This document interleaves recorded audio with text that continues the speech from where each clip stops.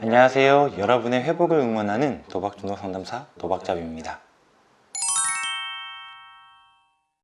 이번 영상은 스스로 도박 중독자임을 인정하는 분이거나 그의 가족분들에게 도움이 될 만한 내용을 준비했습니다. 이전 영상에서 단도박만으로 회복을 하는데 어려움이 있다는 이야기를 드렸습니다. 그리고 도박 행동으로 인해 생긴 다양한 문제에 대해서도 회복이 필요하다는 이야기를 했습니다. 아마 그 과정에서 어떠한 것들을 하면 더 도움이 될지에 대한 궁금증이 있었을 것입니다. 그래서 이번 영상을 준비했습니다. 실제 도박 중독으로 인해서 자살까지 생각했다가 다시 단도박과 회복을 선택하고 그 길을 걷고 있는 30대 도박자의 노하우를 여러분에게 알려드리겠습니다. 그리고 현재 도박 중독에서 벗어나 회복을 위해서 마음을 잡았다면 오늘의 내용을 일상에서 해보시길 권해드립니다. 지금부터는 그분의 언어로 이야기를 전해드리도록 하겠습니다. 도박 중독에 빠진 나. 도박 중독이라는 병에 걸린 지금의 우리는 남들에게 말할 수 없는 부끄러움을 가지게 됩니다. 그래서 주변에 솔직하게 병에 걸렸음을 이야기하지 못하고 도움을 요청하지 못합니다. 그러다 보니 회복을 위해서 치료를 받더라도 지금 내가 처리해야 될 것들이 많은데 이렇게 시간을 보내도 되는 걸까? 빨리 돈 벌어야 하는데 이게 맞는 걸까? 라는 나만의 생각에 갇혀 타인과 비교하면서 우울 증상까지 경험하게 됩니다. 아마 여러분도 저와 같은 마음이었을 것입니다. 그래서 조금이나마 저의 경험을 통해 여러분에게 도움이 되길 바라는 마음을 가지고 지금 제가 가고 있는 회복으로 가는 그 길을 알려드리겠습니다. 첫 번째는 도박 중독자임을 인정하기입니다.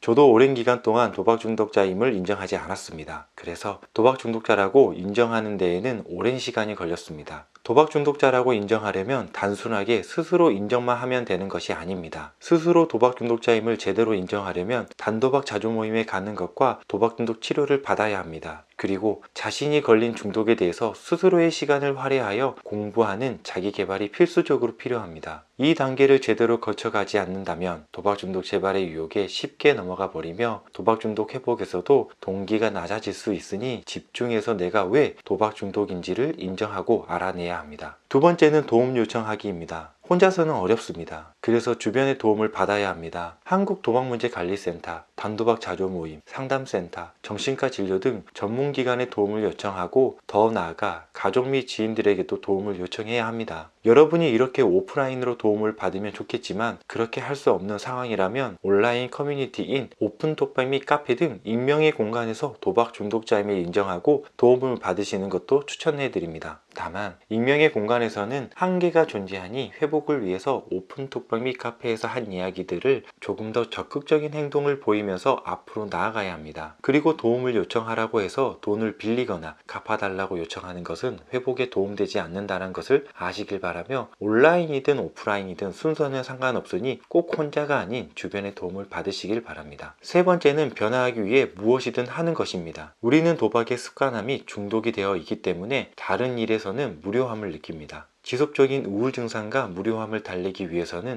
일을 쉬지 않고 하라는 사람들이 많은데 저는 약간 반대 입장입니다. 투잡을 하는 사람들 중 약 70% 이상이 재발을 하였다는 이야기를 들었습니다. 그래서 저는 무료함을 벗어나기 위해서 저의 일상을 일로 채우는 것이 아닌 과거 행복했던 시절을 떠올리며 목록을 작성하고 하나씩 실천해 가는 것을 선택했습니다. 더 나아가 나의 소소한 행복을 위해서 도움이 되는 것이라면 무엇이든 경험하는 것을 선택했습니다. 그러면서 저는 무료함에서 많이 나아지는 경험을 하게 됐습니다. 네 번째는 회복을 위해서는 치료가 필수입니다. 보통 우리는 1순위로 빚을 갚거나 운동 및 취미를 만들려고 합니다. 그렇다면 0순위는 단도박으로 하셔야 합니다. 아무리 바빠도 일정을 빼서라도 프로그램이나 상담에 참여하시고 당장 도박 생각이 나지 않더라도 일시적일 수 있으니 나를 단단하게 하기 위해서 꼭 치료를 받기 위한 행동이 필요합니다. 비록 처음엔 수동적으로 도움을 받더라도 시간이 지나 자발적인 사람이 되도록 노력해야 합니다. 저 또한 단도박 500일이 넘은 지금도 센터와 병원을 다니고 있습니다. 다섯 번째는 의심하지 말고 꾸준함과 성실함을 가지고 행동하는 것입니다. 어느 정도 단계를 거치면 내가 하고 있는 것에 대해서 의심이 생깁니다. 이 사람은 도박 중독의 경험도 없는 사람인데 왜 나를 가르치려고 하고 내 맘도 몰라주는 것 같은데? 라는 착각을 하게 됩니다. 상담센터 내 상담자분들은 같은 중독자이거나 석사 이상의 심리학 공부를 통해 계시는 분들이니 의심을 하기보다는 내가 성장하는 계단에 있어서 함께 걸을 수는 없으나 뒤에서 밀어주면서 회복의 계단을 걷는다고 생각하시는 게 좋습니다. 예전 프로그램 참여 중 상담자 선생님이 뭐 하나라도 1년만이라도 해보세요 라는 말을 전해 들었습니다. 최소한 최소한 1년이라도 꾸준함과 성실함을 가지고 의심이 들지 않게 계속 나를 변화하게 만들어줘야 합니다. 만일 중간에 멈춘다면 다시 제자리일 수 있습니다. 여섯 번째는 단도박 일지 및 일기를 꾸준히 쓰는 것입니다. 매일, 매주, 매월 등 자신의 느낌과 생각을 쓰는 것입니다. 어떤 말이라도 좋습니다. 간단하게라도 작성해야 합니다. 내가 도박을 하지 않는 것에 대해서 생각만 가지고 있으면 잊혀지기 마련입니다. 나를 단련하기 위해서는 글을 써야 합니다.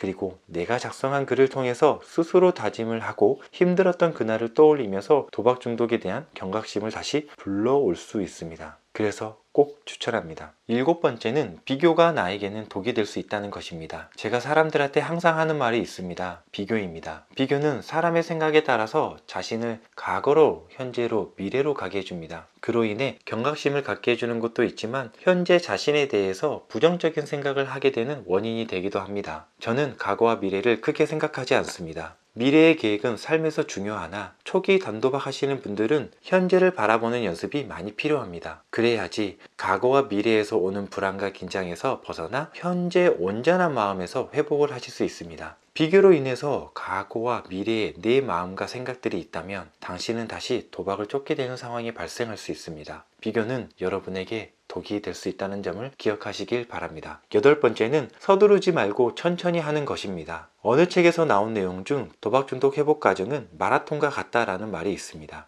예전에 저는 잦은 재발로 인해서 무기력감을 많이 경험했습니다. 그리고 그 무기력감을 벗어나고자 한 번에 무리해서 그만두려고 하였고 빠르게 정리하려고 했습니다. 결국 이러한 행동들이 습관이 되어 더 나락으로 내려가 있었습니다. 우리는 도박 중독자입니다. 빠른 자극과 결과를 얻고자 하는 사람들입니다. 우리는 자신도 모르게 회복에서도 빠른 결과를 원하고 있을 것입니다. 도박 중독에 빠졌던 지난 나의 모습과 같이 빠른 회복도 원한다는 건 다시 재발이라는 상황을 이끌 수 있습니다. 가장 중요합니다. 한 번에 두 개가 아닌 하나씩 하는 걸 추천합니다. 아홉 번째는 미안함을 거기까지만 하라는 것입니다. 매번 저도 부모님과 주변 사람들에게 미안하다는 말을 했었습니다. 돈을 빌린 사람들에게는 미안함이 존재하겠지만 그건 별개라고 생각합니다. 계속 돈을 잃는 것 때문에 다른 것과 겹쳐서 미안하고 부끄러워서 연락을 하지 않다 보면 관계도 끊어지기 마련입니다. 미안함 대신 고마움, 그리고 내가 노력한 걸 보여주면 예전 그 미안했던 감정을 고마움으로 충분히 채울 수 있습니다. 미안함을 버릴 수 없겠지만 그래도 이제부터는 미안함보다 고마움으로 채워가시길 바랍니다.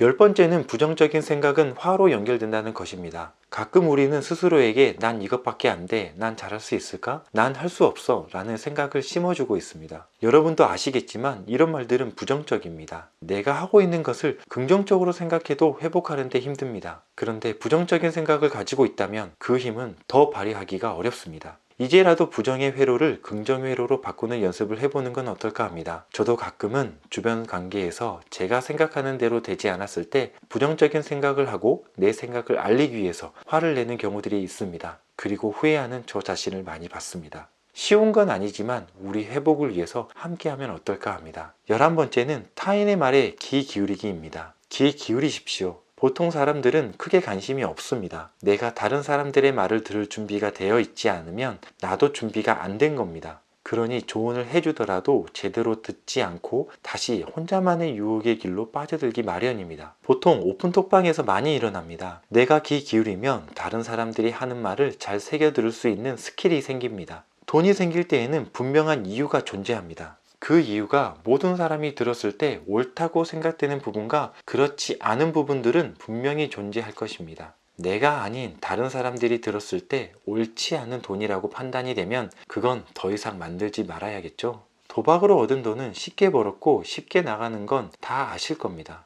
회복의 동반자로서 내가 아닌 타인이 나에게 해주는 이야기는 나를 망치려고 이야기하는 것이 아니라 같이 회복하고자 하는 마음의 전달입니다. 회복을 함께하는 사람이라면 귀를 닫지 말고 기울이시길 바랍니다. 마지막으로 감사함을 표현하는 것입니다. 우리 주변에는 감사한 사람이 항상 존재했었습니다. 그분들은 가족, 지인, 동료들입니다. 저는 가족, 지인, 동료들에게 감사함을 표시로 편지도 써보고 식사도 대접하면서 예전에 내가 도박 중독에 빠졌을 때 잃은 행복들을 되뇌이면서 지금은 그들에게 감사함을 표시하고 있습니다. 그리고 나 자신에게도 이 자리에 있어줌에 감사함을 가지고 있습니다. 감사함은 내가 회복으로 가는데 힘을 주고 있습니다. 여러분, 회복으로 가는 길이 쉽지 않다는 것을 아실 겁니다. 그 길을 가는데 힘을 잃으면 안 됩니다. 스스로에게도 감사함을 가지고 한 걸음 한 걸음 나아가시길 바랍니다. 지금까지 이야기한 내용은 현재 제가 생각하는 회복으로 가는 길입니다. 불과 저도 작년에는 도박 중독으로 인해 죽으려고 시도했던 사람입니다. 하지만 이제는 삶과 행복을 찾아서 회복의 길을 가고 있습니다.